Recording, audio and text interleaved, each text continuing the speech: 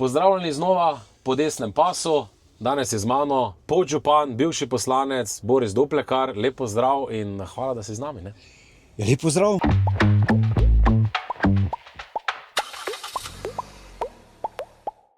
Dobrodošli v Litiji, lepo, da ste prišli po desnem pasu v Litijo, v srce Slovenije. To je srce Slovenije, kjer smo ponosni na naš geometrično središče na Vačah, kjer je tudi protokolarni objekt. Seveda smo ponosni tudi na našo oglarsko deželo, na Dolah pri Litiji. To je tudi pohod, ne? Mislim, tako je, tako je. In to kar dvakrat lepa dogodka na leto, prižig kop največjih, najlepših. Skratka, oglarjenje zelo dobro živi na Dolah. Imamo na Dolah v oglarski deželi naprimer tudi smučišče. Ja, eno redkih, ne, tukaj okrog. In lepo dela. In se fantje in punce na Dolah zelo trudijo in je smučišče tudi zelo obiskano, tako z lokalnega območja, kot tudi širšega. To je na Dolah pri Litiji, ne, v oglarski deželi.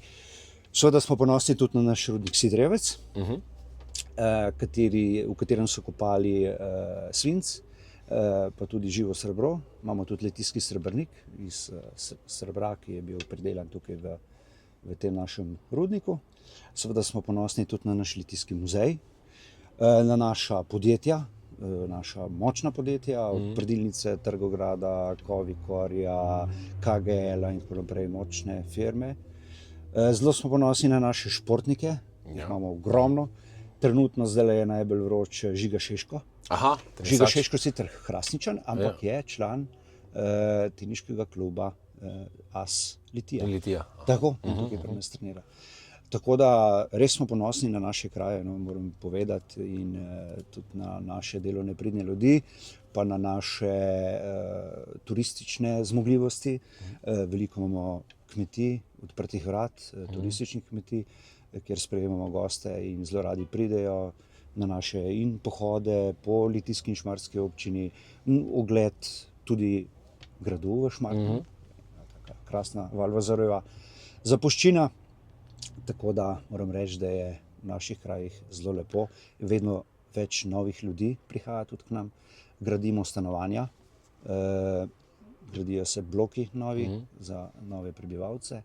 Vsakega smo veseli, za vse tudi poskrbimo, tako z vrtci kot šolami, z rekreacijo. Ni da ni. Ni da ni, ne? Pump track imamo, vse imamo. Ni da ni. Jaz vidim, da ti imaš res rad svoj kraj, tudi moram reči, da ta lokacija, ki si jo zbral, mislim, da je fenomenalna, ker toliko ljudi, ko pa danes tam tudi robi, pa namaha, pa vidim, da podpora je, ne? Da podpora je prava, ne? Je, res je. V centru Litije smo. Pa točno to, ne? Tukaj pri našem čolnarju, je znamenitost naša. Tukaj so včasih bile ladje po Savi, 50-metrske vozile les in tako naprej. Ladedelnice smo imeli za brodari, čolnarji, do prihoda železnice, ne, 1850 leta, ko je prišla železnica, pa to potem malo usahnilo. Zdaj pa, da se malo pomaknemo proti Ljubljani. Ne? Bil si že poslanec, kak danes gledaš na to situacijo v državnem zboru? Ne? Ja. Tudi mislim, da ti si bil izjemno glasen poslanec, predstavlja svoj kraj, danes tega ni. Ne? Ja, to je to. To pogrešam jaz sam osebno. Pogrešajo pa to tudi krajani, občani, tudi župani.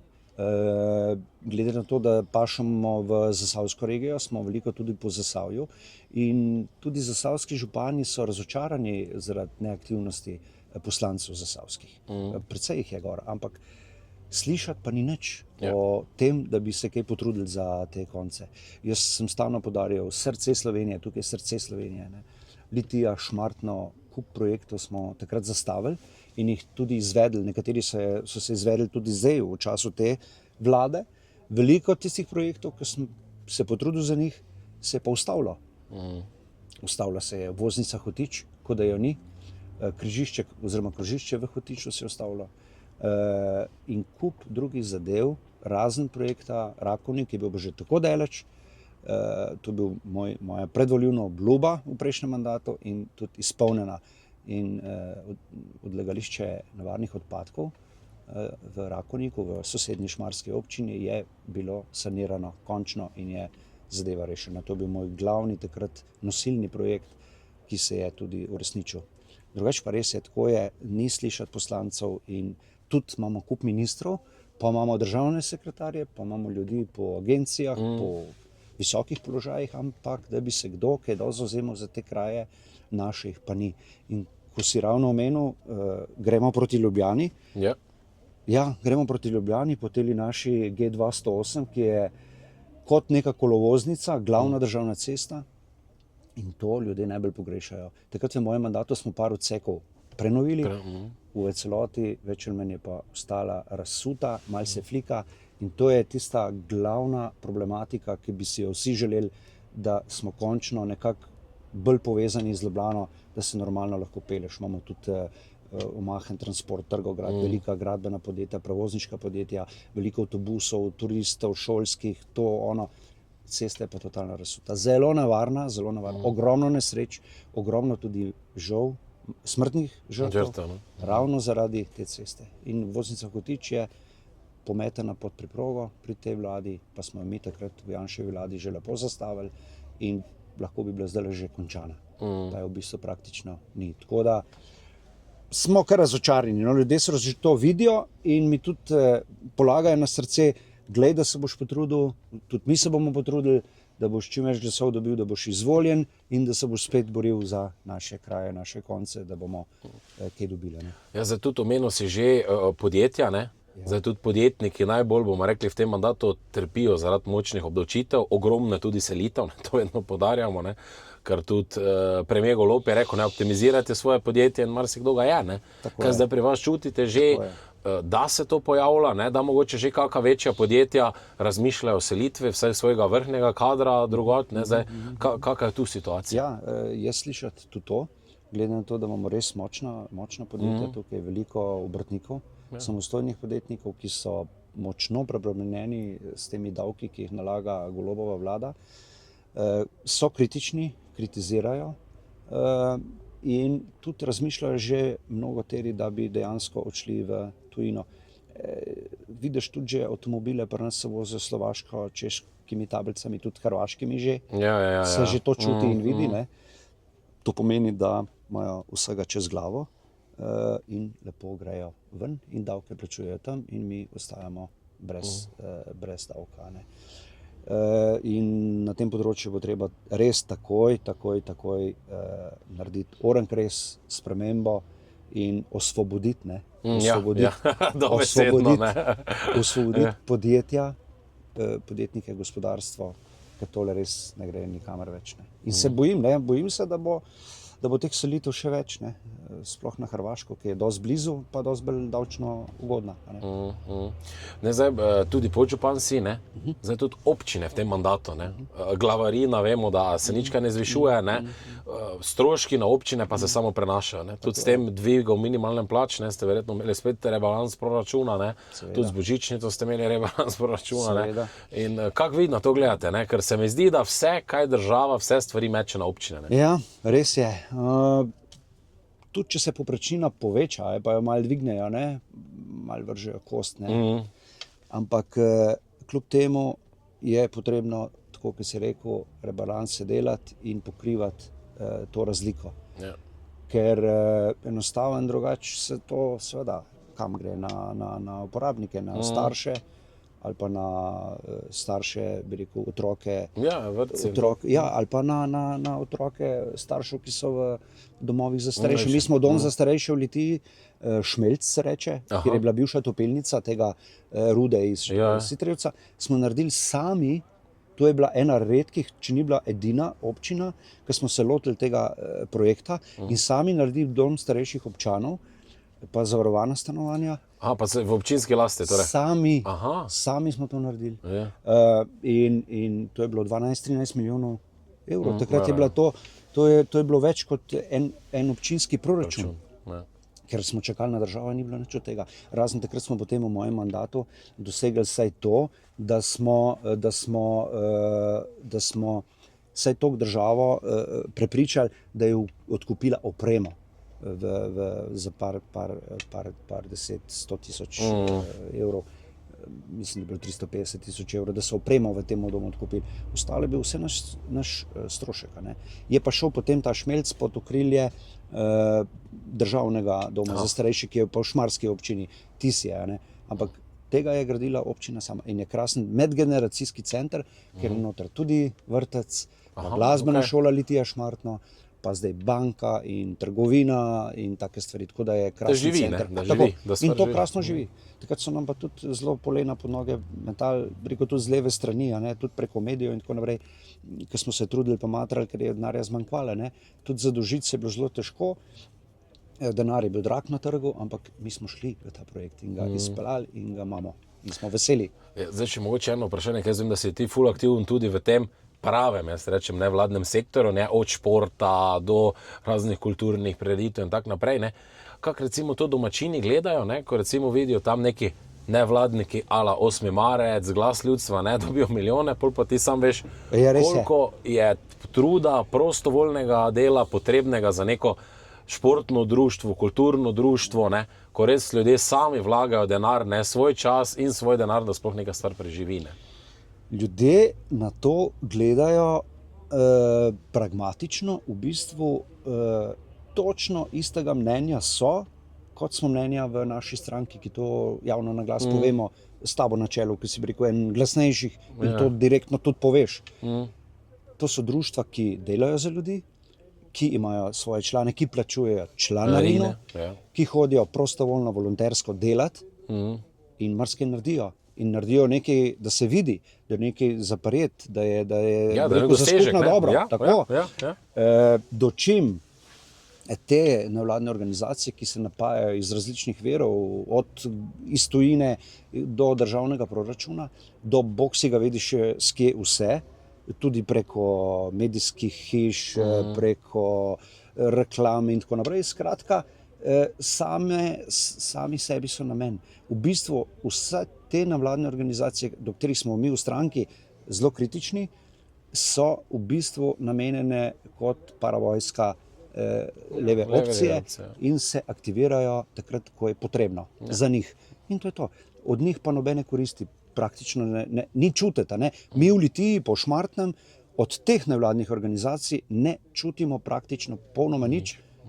Ampak res dobesedno nič. Mi imamo pa tukaj nešteto kulturnih društev, športnih društev, tudi sam sem član mnogoterih, tudi predsednika Glaškega kluba sem v Litiji, ki je treba trdo delati, sploh z mladino, da hodijo, da dosegamo odlične rezultate, imamo mladinskega svetovnega prvaka in tako naprej. Mi delamo na polno. Tudi, ne vem, imamo rokomet tudi tukaj v Šmartnem. Jaz sem večkrat igral proti ženski rokomet v Litiji so v prvi ligi punce. Pa imamo v Šmartnem rokomet so v prvi B ligi. Pa hodim tekme na Bogodvata, pa tako. Pa je treba si vzeti čas, 2 ure pa pol si vzamem časa, grem za ston, pomagam tem ali drugem, iti na tekmo, se prepraviti, odpeljati in to naredim za ston. In to je tisto, in to je dober občutek, da nekaj dobrega za skupno dobro za ljudi narediš. In tako se društva tudi delujejo. Od pevskih, kulturnih, športnih in nidanine. Tudi Sveti Nikolaj imamo, ki vemo, da so svetovni prvaki v zborovskem petju. Imamo tudi v Litiji. Helena Fojkar Zupančič, glavna zvezda, dirigentska in tako. Vse to imamo tle in gledajo, vsi ljudje to vidijo, kako se po teh društvih ljudje trudijo in delajo, garajo dobesedno za to, da je nekaj dobrega, koristnega narejenega za skupno dobro za ljudi, ne pa te nevladne organizacije, popolnoma nepotrebne. Res mislim, kakor jaz z ljudmi govorim, ne vidijo nobene potrebe, da bi to sploh obstajali. Če pa že hoče obstajati, ne pa obstajajo za svoj denar. Svoj denar ne dajo, pa ne. Ne, da zdaj so 4 leta maske prepravljali, pa bicikle ketne mazali. Tako, zdaj marca bomo šli pa spet javno novo. To je isto, kot sindikati podobno. Zdaj so bili 4 leta tiho, vse tako, pa malo smo nezadovoljni, pa tako, ampak je bilo videti, da je vse dogovorjeno, vse zmenjeno, itak pa skupaj potem s temi rdečimi večina rdečimi sindikati, ki izhajajo te svobodni sindikati. To vse iz stare, iz bivše Juge. Zelo dobro sodelujejo med sabo, tako, rekel se vidi, da so kompatibilni in kakšne hude koristi, ne za delavce, zaposlene ne za gospodarstvo od njih efekta praktično skoraj da ni. In so lepo tiho, zdaj, ko se bo pa vlada zamenjala, se bodo pa spet zbudili, pa dvignili. Isto kot nevladne organizacije, delajo z roko v roki. In zlorabljajo tudi, zlorabljajo tudi mlade, recimo, z raznimi podnebnimi štrajki in podobno. To je to, to je nepotrebno. Ja, točno tako si rekel, pol pa ljudje, ki pa res se trudijo, res za svoj kraj, ne tako ti, ko daš prosti čas, tam pa, jaz sem rekel, to je cilj, to je cilj neke družbe, da se to borimo za take stvari, nekaj drugače, če Slovencev ne bo, če neke tradicije ne bo, če športnikov ne bo imeli, kaj nam pol ostane, kaj nam pol ostane, Jaz bi se še mogoče dotaknil ene teme, ki je tudi izredno pereča, to je decentralizacija, Litija je sicer blizu Ljubljane, ampak vseeno, vsi želite več, Zdaj, Zoran Janković v 4 letih je v bistvu bilo odobreno vse, Sredstev za te občine, pa še tako smo tu zdaj vidimo, cesta preobremenjena, pa ni denarja, To se mi zdi, da vsi čakamo, Tako je. To je živa resnica. Ja. Zdaj, včasih kdo reče, ali pa z leve strani pride, ja, so evropske direktive, Evropa predpiše to, Nekaj je tudi na tema, da je mogoče tudi z te strani mogoče kakšna stvar malo preveč zbirokratska. Ja, Mogoče, ampak večina pa sami sebi delamo en kup problemov. Več je digitalizacije, boljša informatika, več imamo IT-ja vsega, pa je treba še na roke delati, pa je treba še une papirje, pa te papirje prenašajo na upravni enoti na občini ljudje iz ene pisarne v drugo, te so glasodajalci za gradbena dovoljenja ministrstva, vemo, kako je, to je živa katastrofa. In ta birokracija nas tako duši, da ni zapovedati. In tukaj je dejansko, mi smo takrat v prejšnji vladi že to kar dobro zastavljali. Ampak potem se to ustavili, oziroma oni to pobrišejo in se ne sekirajo. Je pa res, da Ljubljana je nekaj več, pri njih ni problem dobiti denar. Za karkoli, za neumnosti.